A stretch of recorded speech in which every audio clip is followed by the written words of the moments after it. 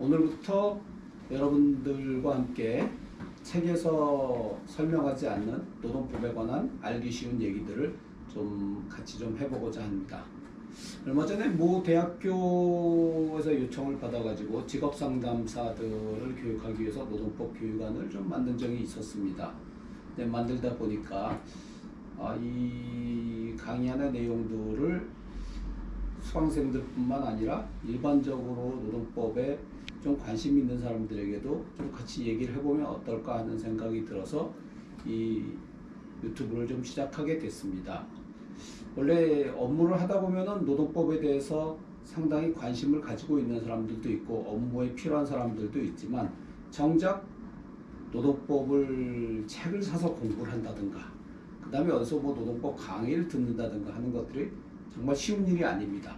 또 그 두꺼운 노동법 책을 읽고 다 이해해서 현실적인 업무에 적용시키는 건 더더욱더 어려운 일이죠.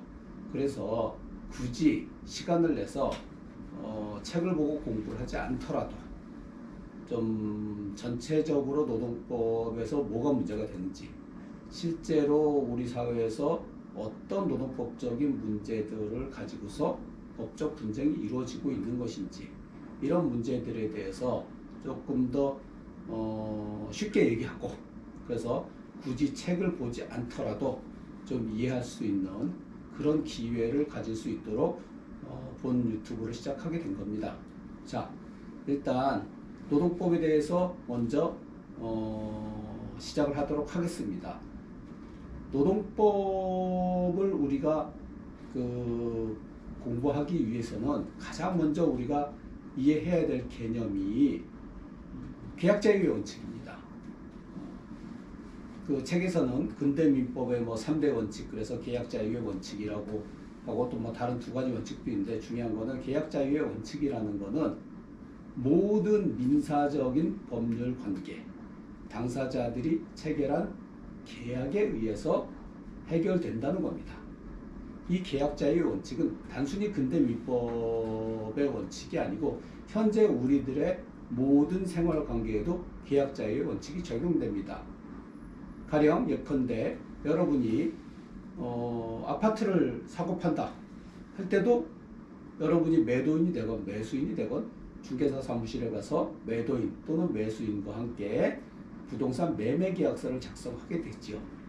그리고 당사자 사이에 부동산 매매와 관련해서 법적 분쟁이 발생하면은 다른 걸 기준으로 하는 게 아니고 양 당사자가 도장을 찍은 부동산 매매 계약서에 있는 내용을 기준으로 분쟁을 해결하게 되는 겁니다.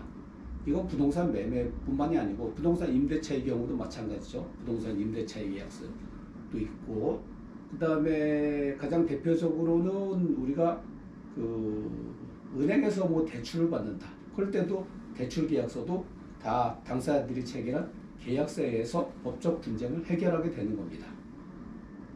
그러면은 계약서를 가지고서 법적 분쟁을 해결한다라고 한다면은 그럼 민법은 도대체 뭔가 하는 의문이 들 수가 있습니다.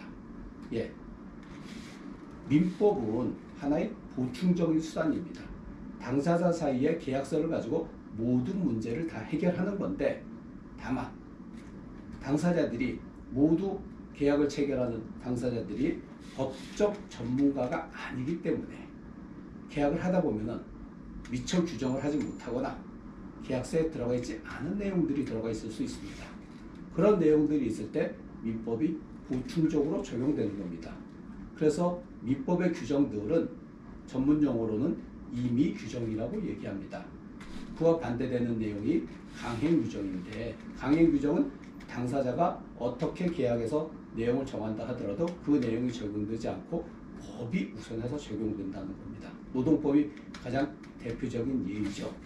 자, 그러면은 모든 민사적인 법률 관계는 계약자유의 원칙에 의해서 규율되는데 그러면 노동법은 도대체 왜 생겼느냐 하는 문제가 의문이 생길 수가 있습니다.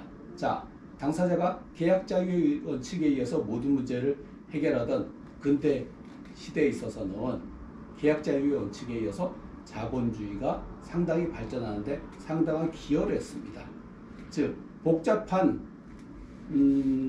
그런 다른 절대 권력이라든가 왕권들이라든가 아니면 봉건 영주라든가 이런 사람들의 간섭을 받지 않고 자본가들이, 즉 부르주아들이 자기들이 자유롭게 체결한 계약에 의해서 모든 상업이나 비즈니스나 무역이나 이런 것들을 영위할 수 있었기 때문에 계약 자유의 원칙은 자본주의 발달에 지대한 공헌을 했습니다.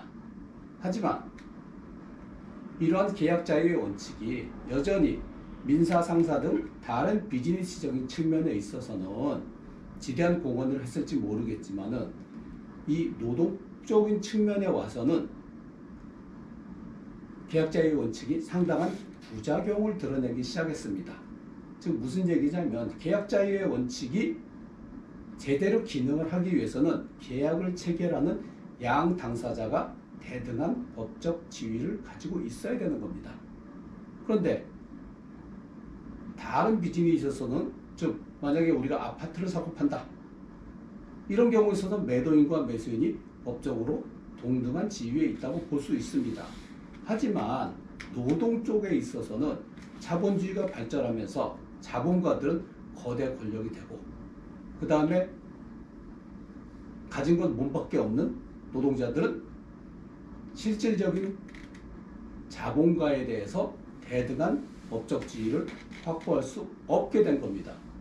그런 상태에서 계약 자유의 원칙을 그대로 강제하다 보면 자본가는 자기 마음대로 계약서를 쓰고 자기에게 유리한 대로, 모든 내용이 자기에게 유리한 대로 계약서를 쓰는데, 노동자 입장에서는 법적 지위가 대등하지 않기 때문에 이 조항은 제가 받아들일 수 없습니다. 이 조항은 저한테 불리한 것 같은데요. 이 조항은 좀 고쳐주세요. 이렇게 할 수 있는 자유가 전혀 없게 된 겁니다. 자본주의가 발전하면 발전할수록 계약 자유의 원칙이 그런 문제점을 드러내게 된 부분이 노동 쪽입니다. 그러다 보니까 계약 자유의 원칙이 실질적으로 구현되지 못하고, 자본가 입장에서는 계약 자유의 원칙이 무한정 좋을지 모르겠지만은 노동자 입장에서는 오히려 계약 자유의 원칙이 자기는 아무것도 할 수 없고, 내가 가진 자유는 사용자가 일방적으로 만들어 놓은 계약서에 사인을 하고 그 열악한 조건에 들어가서 노동을 하느냐, 아니면은 사인을 하지 않고 굶어 죽느냐, 두 가지 선택지밖에 없게 된 겁니다.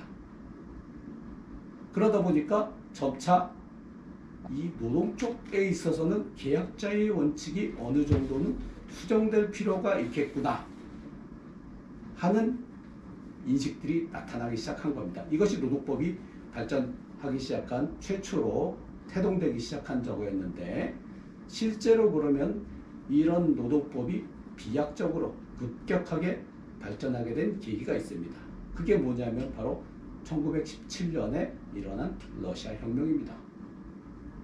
러시아 혁명은 단순히 공산주의가 러시아 혁명으로 인해서 발발했다, 뭐 그런 측면도 있겠지만은 노동법적인 측면에서는 굉장히 중요한 모멘텀이 됐습니다. 즉 이쪽 자본주의 세계에서는 단순히 계약 자유의 원칙을 조금 수정하는 정도에서 반성하는 정도의 의미밖에 없었지만은 1917년에 일어난 러시아 혁명에서는 공산주의란 뭐냐면은 소비에트입니다. 즉 노동자, 농민들이 국가의 주인이 되는 시스템입니다. 그러니까 시스템을 완전히 뒤집어 버리는 거죠. 그래서 러시아 혁명이 성공하자 러시아 혁명의 반대편에 서 있던 자본주의 국가들 입장에서는 러시아 혁명을 보고 경악을 했습니다. 왜? 단순히 자본주의의 모순을 어느 정도 조금 수정하거나 또는 보완하는 정도 수준이 아닌 자본주의 시스템 자체를 완전히 무너뜨리는 그런 혁명을 진행했기 때문이죠. 그렇기 때문에 실제 러시아 혁명에 대해서는 서방의 당시의 유럽의 많은 자본주의 국가들이 공산주의 세력에 반대되는 백군에다가 무기와 자금과 군대를 지원해서 러시아 혁명을 무너뜨리려고 했죠. 그리고 그 러시아 혁명을 무너뜨리려고 했던 노력만 한 게 아니고 대내적으로는 이런 노력을 했습니다. 러시아 혁명이 단순히 러시아에서만 국한돼서 일어난 혁명이 아닙니다. 러시아 혁명에서 마르크스가 했던 모토가 뭐가 있냐면은 만국의 노동자여 단결하랍니다. 그리고 러시아 내부적으로는 러시아 혁명을 모든 자본주의 국가에 수출하겠다라는 입장을 분명히 했죠. 그러다 보니까 자본주의 세계의 입장에서는 저 러시아 혁명이 자기들에게 수출되게 될 경우에 있어서는 자본가들이 단순히 계약 자유의 원칙에 따라 자신들이 가지고 있던 강대한 법적 지위와 자본을 계속 유지하는데 단순히 방해가 되는 정도가 아니고 자칫 잘못하면 모든 재산을 잃어버리고 심지어는 처형될 수도 있는 위험까지도 발생하게 된 겁니다. 그러다 보니까 자본가들 입장에서는 이거 단순히 러시아 혁명을 반대하고 러시아 혁명을 없애는 데까지만 노력을 하는 게 아니고 대내적으로 우리 노동자들도 괜히 공산주의에 물들지 않도록 어느 정도 당근책을 제시할 필요성이 있었던 것입니다. 그래서 나온 당근책이 노동법을 비약적으로 발전시켜 주는 거죠. 즉 너희가 굳이 목숨 걸고 그렇게 위험한 혁명을 하지 않더라도 우리가 노동법이라는 제도를 가지고서 그동안 있었던 우리들의 잘못을 계약자의 원칙을 어느 정도 수정을 해서 너희들을 이렇게 보호해 줄 테니까 더 이상 러시아 혁명 같은 공산주의 혁명은 꿈을 꾸지 않았으면 좋겠어 라는 일환으로 노동법이 러시아 혁명 이후 비약적으로 발전하게 된 겁니다. 그렇기 때문에 노동법은 계약 자유의 원칙과 가장 밀접한 관계를 가지고 있고 계약 자유의 원칙을 상당 부분 수정한 것이 노동법입니다. 예. 여기까지 노동법이 어떻게 시작됐는지 여러분들에게 일단 설명을 드렸습니다.